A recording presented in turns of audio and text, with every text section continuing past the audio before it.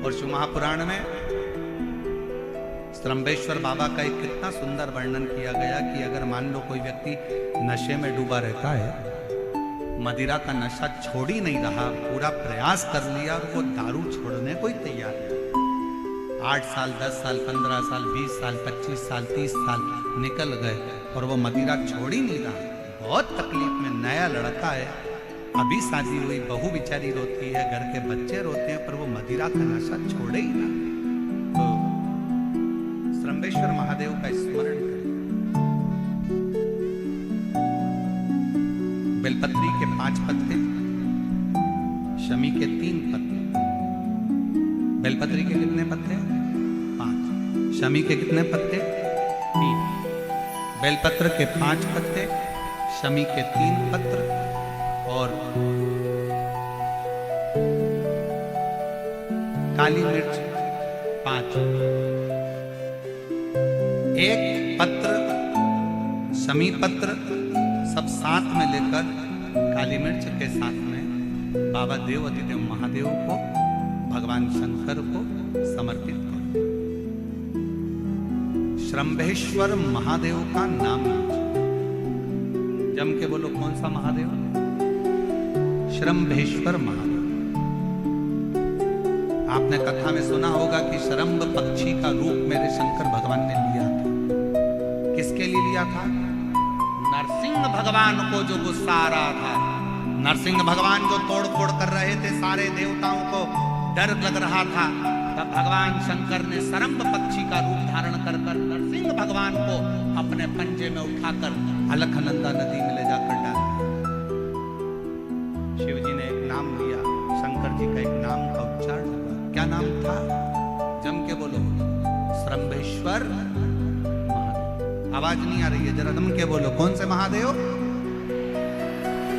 बोल श्रम्भेश्वर महादेव की।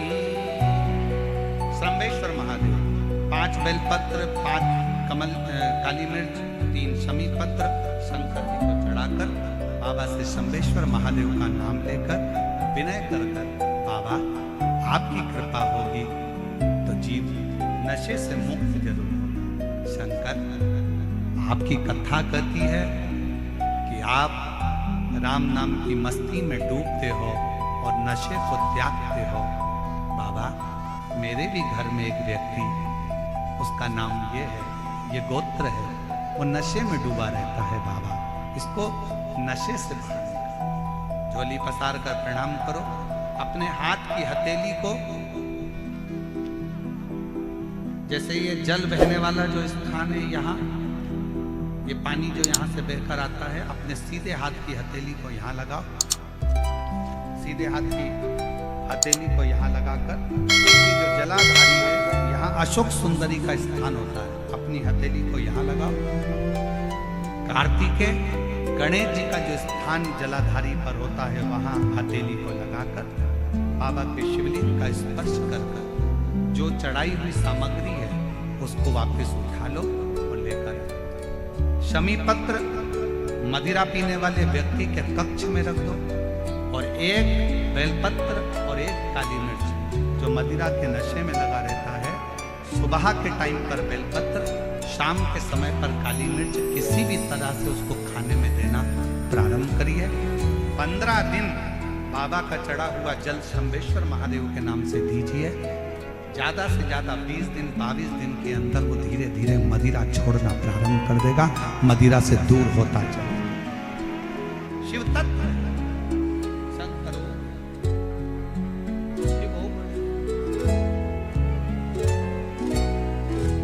फिर से एक बार भगवान का नाम लीजिए। कौन से महादेव? श्रम्भेश्वर महादेव। और ये नाम कोई साधारण नाम नहीं है। कितना भी घर में झगड़ा हो रहा हो, भाई भाई का झगड़ा हो, रिश्तेदारों का झगड़ा हो, कोर्ट कचहरी चल रही हो, अगर आप तकलीफ में हैं तो 1 लोटा जल श्रम्भेश्वर महादेव के नाम से शिव जी पे चढ़ाओ। धीरे धीरे धीरे धीरे।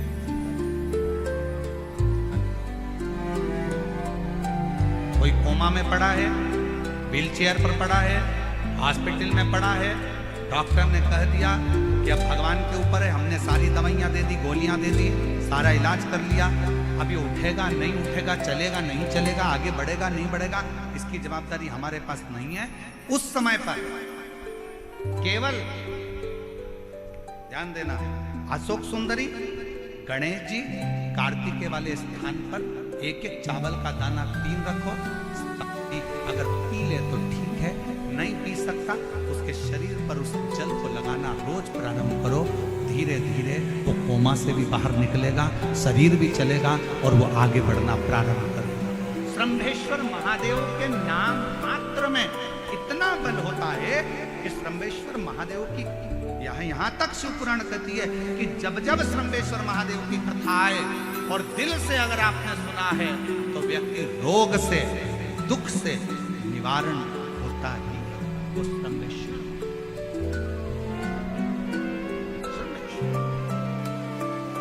क्यों शिव महापुराण की कथा में लोग इतने तकलीफ है, बीमार हैं तो भी शंकर की कथा में क्यों जाते? इतना धूप है, गर्मी है, फिर भी लोग जाते, बीमार लोग भी पहुंचते, क्यों पहुंचते? उसका कारण है किसी भी तरह से शंकर की कोई कथा हमारे श्रवण शक्ति में जाएगी और वो हमें शक्ति प्रदान करेगी, क्योंकि उसका नाम महामृत्युंजय है। वो मृत्यु को भी जीत सकता है तो आराम जरूर दे सकता है, वो शिव है।